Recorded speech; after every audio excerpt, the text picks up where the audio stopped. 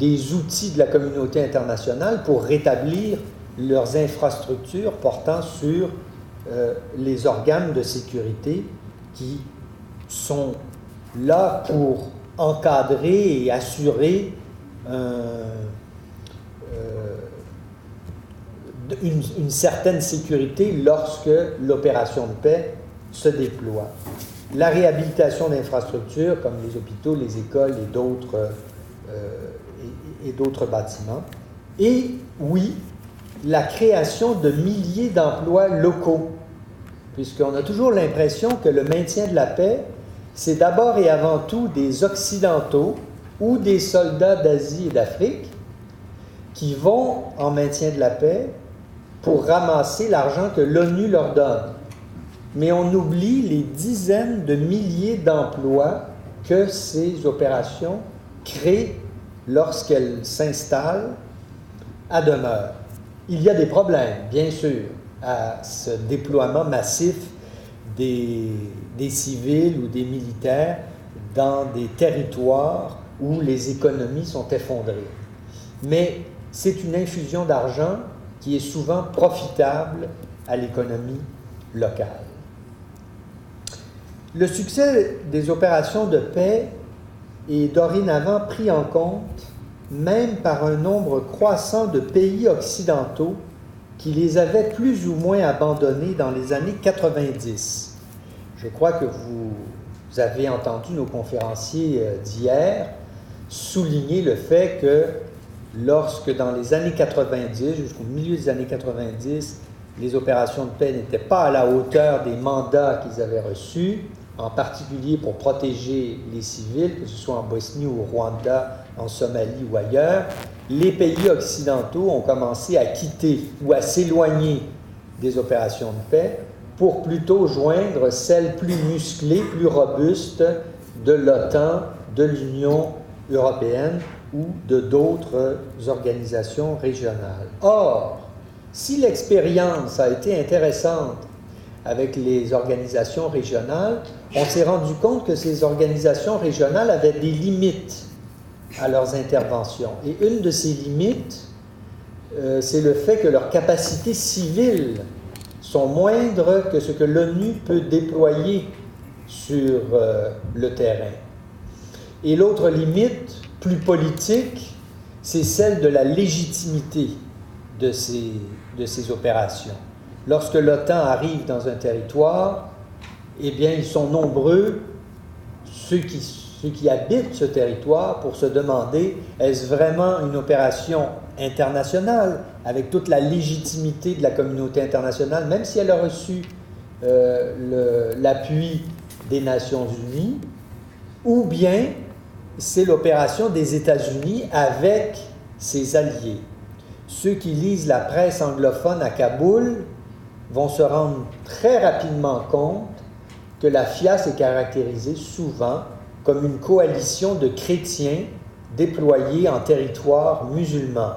C'est ce que l'on lit dans la presse anglophone de Kaboul. Je ne sais pas ce qu'on lit dans la presse dans les autres langues en Afghanistan.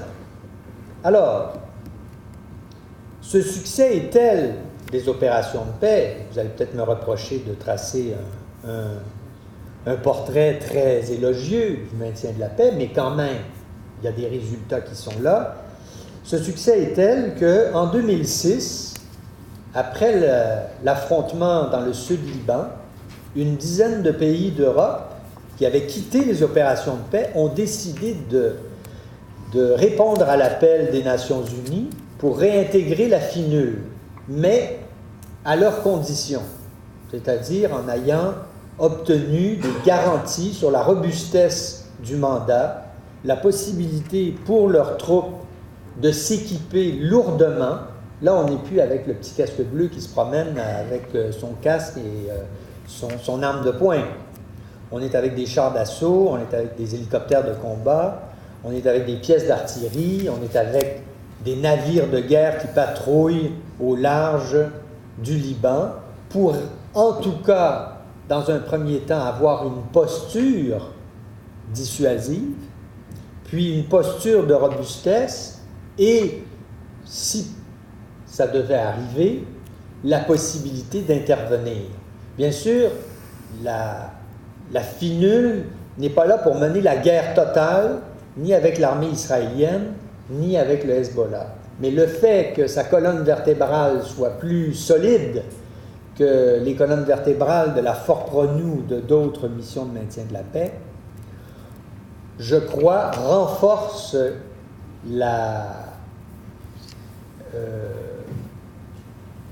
comment dirais-je, la réputation des Nations Unies de mener à bien ces nouvelles opérations de maintien de la paix. Donc 2006, c'est le retour des pays occidentaux à travers la finule. En septembre 2009, pour la première fois dans l'histoire du maintien de la paix, un président américain demande à rencontrer les contributeurs de troupes aux Nations Unies. Jamais on n'avait vu une rencontre semblable. Et le président américain leur a dit, maintenant, les États-Unis vont décider de s'impliquer dans les opérations de paix. Est-ce en hommes? Est-ce en matériel? Est-ce en ressources financières? Cela reste encore à définir, mais il y a une réelle volonté des États-Unis de se réengager dans les opérations de paix. Nous n'avons pas vu un tel discours de la part du gouvernement canadien, du moins pour l'instant.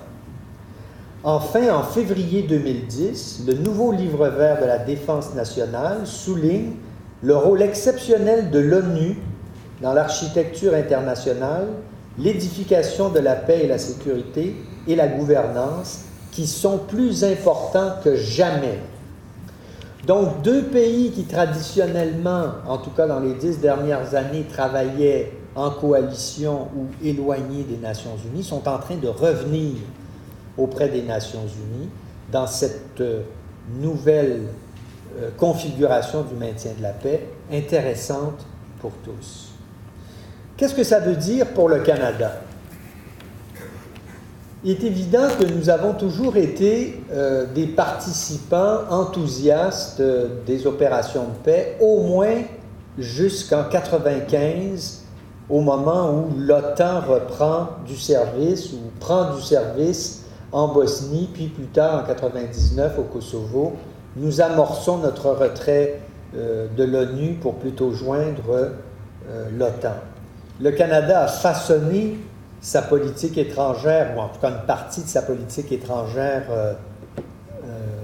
auprès du maintien de la paix, à tel point d'ailleurs que la brasserie Molson, en 2000, dans une publicité diffusée à la télévision anglophone et non pas à la télévision francophone, on ne sait pas pourquoi, mais peut-être que vous allez le voir dans le libellé du slogan publicitaire, on voyait alors un jeune homme qui s'écriait « Je crois au maintien de la paix et non au maintien de l'ordre.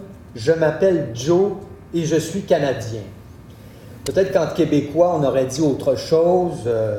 Je crois au maintien de la paix et non au maintien de l'ordre. Je m'appelle Bob. Hein? Il y a beaucoup de Bob au Québec, même si on est des francophones.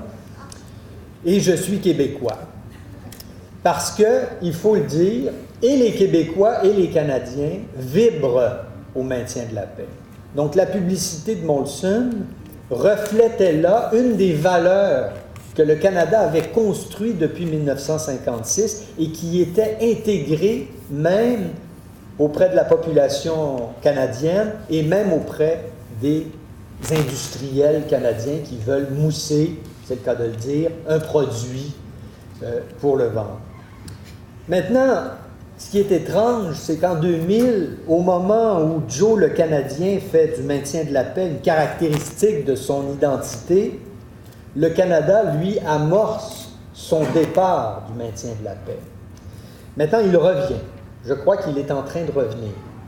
Après ce séjour en Afghanistan, qui a duré presque 10 ans, et où le Canada a acquis une expérience de combat nécessaire, je crois que le Canada est maintenant prêt à revenir aux opérations de paix et à ces nouvelles opérations de paix.